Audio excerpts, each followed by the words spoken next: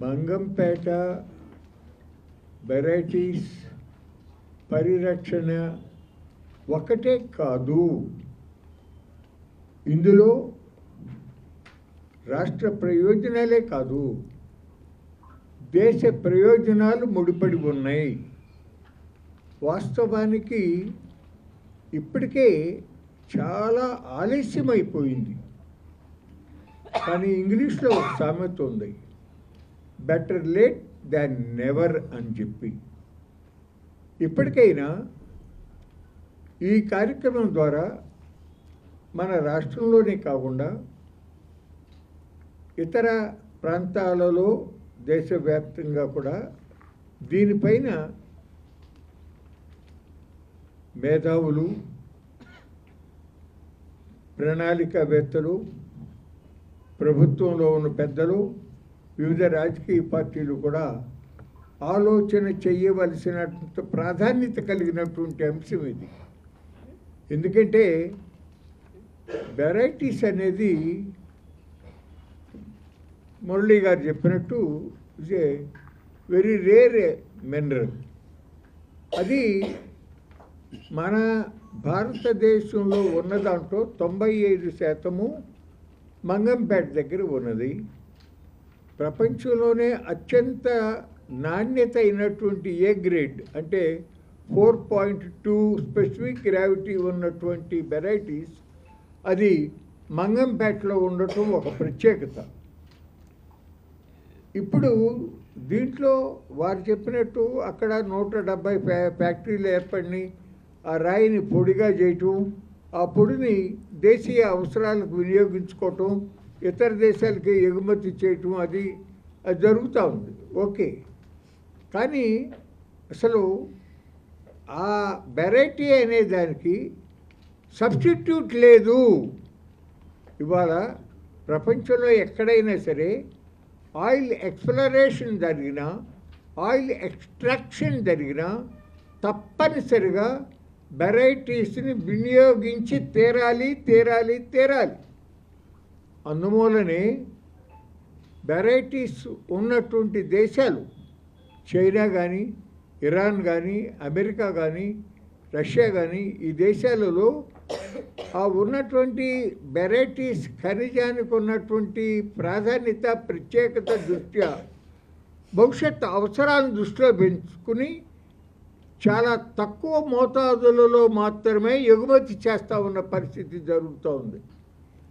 కానీ దురదృష్టం ఏంటంటే మన భారతదేశంలో ఇప్పటి వరకు ఎందుకో సరైన ఆలోచనే చేయలేదు.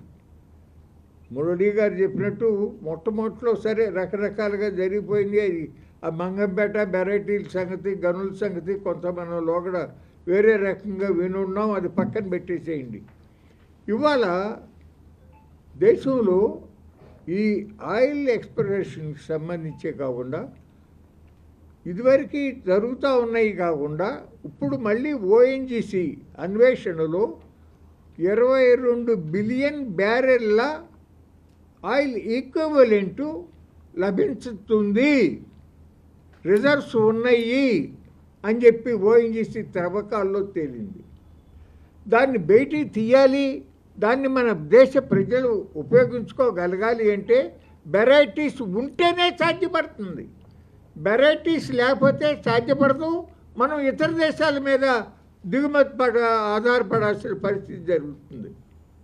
ఇవాళ చైనా తన దేశం నుంచి ఎగుమతి చేసే దాని మీద ఆంక్ష విధించి చాలా తక్కువ మోతాదులో ఎక్స్పోర్ట్ చేస్తూ ఉన్న అవకాశాన్ని పురస్కరించుకుని మన దేశంలో విపరీతంగా ఎక్స్పోర్ట్ చేసేస్తున్నారు. దీంట్లో జాతీయ ప్రయోజనాలు, దేశ ప్రయోజనాలని విస్మరించడం జరుగుతూ ఉంది. కొన్ని ప్రైవేట్ సంస్థలు, కొన్ని రాజకీయ నాయకులు వాళ్ళ స్వార్థ స్వలాభం కోసం అని చెప్పి దీన్ని చాలా దుర్మార్గంగా ఈ విధంగా కొనసాగించడం చాలా తప్పు ఇది. ఎందుకంటే ఇప్పుడు కొన్ని వివరాలు మురళీ గారు చెప్పారు. నేను అడుగుతున్న ఈ సమావేశం ద్వారా మన రాష్ట్ర ఖనిజ మంత్రి రవీందర్ గారు దయచేసి చెప్పండి, ఇప్పుడు కిందటిసారి జగన్మోహన్ రెడ్డి గారి ప్రభుత్వం ఉండగా 20,000 కోట్ల రూపాయలు ఫ్రాడ్ జరిగింది, అవినీతి. మేము దీన్ని ఎంక్వైరీ చేస్తాం గుడ్డు కోసం చెప్పారు కదా అసెంబ్లీ సాక్షిగా. వాళ్ళు 1,600 చిల్లరకి ఇస్తే 20,000 కోట్ల రూపాయలు ఫ్రాడ్ జరిగిందన్నారు. మీరు ఇప్పుడు లంప్స్ రూపంలోనే 1,190 రూపాయలకి ఇస్తా అంటే ఎన్ని వేల కోట్ల రూపాయలు ఇంకా అదనంగా అవినీతి జరిగింది అనే విషయాన్ని మీ లెక్కలు బాగా తెలుసు కాబట్టి చెప్పండి అని అడుగుతూ ఉన్నాం. ఒకటి. రెండోది, మీ నోటితో మీరే చెప్పారు ఎంప్రెడా సంస్థకి ద్వారా జరిగింది అని చెప్పారు.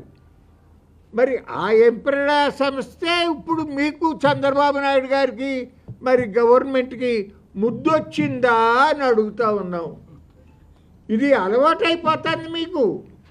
కిందటిసారి షిరిడి సాయి ఎలక్ట్రికల్స్ వాళ్ళు ఇతర రాష్ట్రాల్లో ట్రాన్స్ఫార్మర్లు, స్మార్ట్ మీటర్లు ఇచ్చిన రేటు కన్నా ఆంధ్రాలో డబల్ రేట్ వేశారు. దాని మూలన 20,000 కోట్ల రూపాయలు నష్టం జరిగిందని పయ్యావల్ కేశవ్ గారు కోర్టులో వేశాడు. అసెంబ్లీలో మీరు చెప్పారు ప్రతిపక్షంగా. మళ్ళీ మీరు అధికారంలో రాగానే వాళ్ళకే ఇచ్చారు కదా. ఆ గవర్నమెంట్ ఇచ్చిన దానికన్నా ఇంకా ఇన్సెంటివ్స్ మీరు అదనంగా ఇస్తున్నారు. 1,000 ఎకరాలు భూములు ఇస్తున్నారు. అంటే వాళ్ళ టైంలో చేస్తే అవినీతి, మీ టైంలో చేస్తే ఏమీ అవినీతి లేదు. ఏంటి అసలు ఈ ఆర్గ్యుమెంటు? అంటే ప్రజలు పిచ్చాళ్ళు అనుకుంటున్నారా? ఇది చాలా తప్పు. ఇది మీ ఇష్టం వచ్చినట్టు చేస్తానికి వీల్లేదు. ముఖ్యంగా డబ్బులంటే కాంట్రాక్ట్లో పాడో పచ్చిబద్దలో ఇది ఎప్పటి నుంచో ఉన్నదే, కాకపోతే పెరిగిపోతుంది. ఇప్పుడు ఇక ప్రతి దాంట్లో ఇది లేదు అది లేదు ఎందులో సాధ్యపడుతుందని చూసుకునే స్టేజ్కి అందరూ రాజకీయాల్లో వచ్చేసారు. అది వేరే విషయం. కానీ ఇక్కడ ఈ వెరైటీస్ విషయం అనేది ఇది జాతి ప్రయోజనాలు ఇమిడి ఉన్నాయి. ఇది ముందు ఆయిల్ ఎక్స్ప్లోరేషన్ చేయడానికి అవకాశం లేకుండా పోయే పరిస్థితి వస్తుంది. భారతదేశం ఇతర దేశాల మీద ఆధారపడే పరిస్థితి అవుతుంది. కాబట్టి ఎట్టి పరిస్థితుల్లోనూ కూడా చేయకూడదు.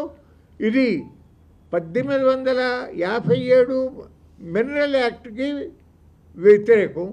అట్లాగే ఏపీఎండిసి రూల్స్ కూడా వ్యతిరేకమే. ఎందుకంటే మురళీ గారు చెప్పినట్టు అక్కడ అన్ని మిల్లులు ఉంటే, అన్ని వేల మంది కార్మికులు పనిచేస్తూ ఉంటే మీరు లంప్స్ రూపంలోనే as is where is condition అనే పేరు మీదుగా మీరు ఎక్స్పోర్ట్ చేయడానికి అవకాశం ఇస్తారా? అట్లాగే ఈ లంప్స్ పేరు మీదుగా ఈ కాంట్రాక్ట్లో వెళ్తూ ఉండదు అంటేనే ఏ గ్రేడ్ మెటీరియల్ కూడా వెళ్ళిపోతా, బి గ్రేడ్ మెటీరియల్ వెళ్ళిపోదా? అంతమంది ఏ గ్రేడ్ 6,050 రూపాయలు, బి గ్రేడ్ 4,775 రూపాయలకి ఎగుమతి అయినటువంటి వాటిని ఇప్పుడు మీరు దొడ్డిదారిని వాళ్ళు వెళ్తూ ఉంటే what measures you have taken to prevent that type of fraud అని అడుగుతూ ఉన్నాం ఈ సమావేశం ద్వారా. నేను ఈ సందర్భంగా నరసింహరావు మీకు మనం చేస్తున్నా, మీరు వెంటనే వైజాగ్ వెళ్ళగానే ఈఏఎస్ శర్మ గారిని కలవండి. శర్మ గారితో చెప్తే ప్రశాంత్ భూషణ్తో మాట్లాడి సుప్రీంకోర్టులో దావా వేస్తారండి. ఇది సచ్ అన్ ఇంపార్టెంట్ ఇష్యూ. ఇది మొత్తం భారతదేశానికి సంబంధించిన విషయం. ఒక మంగంపేట వెరైటీ ఆ మిల్లులు ఉన్న మన కార్మికులే కాదు దయచేసి, ఎందుకంటే కోర్టు తీర్పులు ఉన్నాయి. ఇవాళ కొద్దిమంది స్వార్థ ప్రయోజనాల కోసం మొత్తం జాతి ప్రయోజనాలు తాకట్టు పెడతానికి వీల్లేదు. ఎంసీ మెహతా వర్సెస్ కమల్నాథ్ అనే కేసులు సుప్రీంకోర్టు స్పష్టంగా చెప్పింది. పబ్లిక్ ట్రస్ట్ డాక్ట్రిన్ ఇవాళ దేశంలో ఉన్నటువంటి సహజ వనరులు, భూమి, నీరు, గాలి, మినరల్స్ అవి దేశ ప్రజలందరి యొక్క సంపద. భవిష్యత్ తరాల కోసం వాటిని కాపాడవలసిన అవసరం, రెగ్యులేట్ చేసుకోవాల్సిన అవసరం ఉందని చాలా స్పష్టంగా చెప్పింది. అట్లాగే వేదాంత లిమిటెడ్ వర్సెస్ తమిళనాడు విషయంలో కూడా రాబోయే జనరేషన్స్ యొక్క హక్కులను, ప్రయోజనాలని ఈరోజు వాణిజ్య అవసరాల పేరు మీదుగా హరించటం నథింగ్ డూయింగ్ అని చెప్పి చాలా స్పష్టంగా తీర్పులు ఉన్నాయని చెప్పాను. వెయ్యాలే కానీ వెంటనే మనకి దానికి ఆపేసే విధానం వస్తుంది. మనము కంప్లీట్గా ఎక్స్పోర్ట్ చేయొద్దని కాదు, యు రెగ్యులేట్ ఇట్. మన దేశ అవసరాలకి కావాల్సిన విధంగా కొద్ది మొత్తంలో ఎక్స్పోర్ట్ చేసుకుంటూ మనం జాగ్రత్తగా పరిరక్షించుకుంటూ 2010లో 68 మిలియన్ టన్నులు ఉంది. 2015 వచ్చేటప్పటికి మీరు చెప్పినట్టుగా 49 మిలియన్లకి తగ్గిపోయి ఇవాళ 23 మిలియన్లకి తగ్గిపోయినటువంటి పరిస్థితి జరుగుతూ ఉంది. At this rate of extraction and export ఒక 10 ఏళ్లలో మొత్తం అయిపోయి ఇంకా కంప్లీట్గా దొరకనటువంటి పరిస్థితి అవుతుంది. మురళి గారు, 10 ఏళ్ల తర్వాత మనకి వెరైటీ అనేది ఉండని పరిస్థితి అవుతుంది. కాబట్టి ఖచ్చితంగా దీని మీద నియంత్రణ అవసరం. సెంట్రల్ గవర్నమెంట్ మీరు ఇందాక చెప్పారు, Nirmala Sitharaman critical minerals mission అనే దాంట్లోకి ఆ మినరల్స్ లిస్టులోకి దీనిని కూడా చేర్చాలని చెప్పి కేంద్రం అనుకుంటా అంటే చంద్రబాబు నాయుడు గారు అమ్మమ్మ వద్దమ్మా మీరు అందులో పెట్టబాకండి, మేము బాగా ఎగుమతి చేసుకోవాలి, మేము ఈ వెరైటీస్ ఎక్స్పోర్ట్ ద్వారా వచ్చే డబ్బు మీకు కడతామని చెప్పి మాకు అప్పిచ్చిన వాళ్ళకి మేము గ్యారంటీ ఇచ్చాము, దానికి ఇబ్బంది వస్తుంది కాబట్టి చేర్చొద్దని చెప్పి చెప్తున్నారు. చాలా పెద్ద విజన్ ఉన్న మహానుభావుడైన 50 సంవత్సరాల తర్వాత కానీ అవసరం కానీ ఔటర్ రింగ్ రోడ్డు కోసం ఇప్పుడే తీసుకుంటున్నాడు. 70 మీటర్లతో సరిపోయేదానికి 140 మీటర్ల ఎడల్పున భారతదేశంలోని అత్యంత పొడవైనటువంటి ఔటర్ రింగ్ రోడ్డును వేసే మహానుభావుడికి ఇంకొక 10 ఏళ్లలో వెరైటీస్ అంతా మంగంపేట అయిపోతూ ఉంది అనే సమాచారం తెలియదు. పాపం మేము మా ఇష్టం వచ్చినట్టు అమ్మేసుకుంటాము, మీరేమీ అడ్డం పెట్టద్దు అనేటటువంటి విధంగా చేస్తూ ఉన్నారు. ఇది ఏమాత్రం కూడా సహించటానికి వీల్లేదండి. I once again congratulate. ఇంకా చాలామంది పెద్దలు మాట్లాడవలసి ఉన్నారు, మీరు లేట్ చేయొద్దు.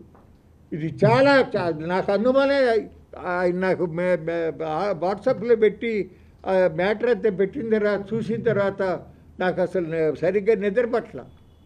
అరే ఎందుకని ఇంత ప్రాధాన్యత కలిగిన విషయాన్ని ఈ చాలా ఆలస్యంగా గమనించారే, ఆలస్యంగా దీని మీద చర్చ మొదలైంది అని అనిపించింది.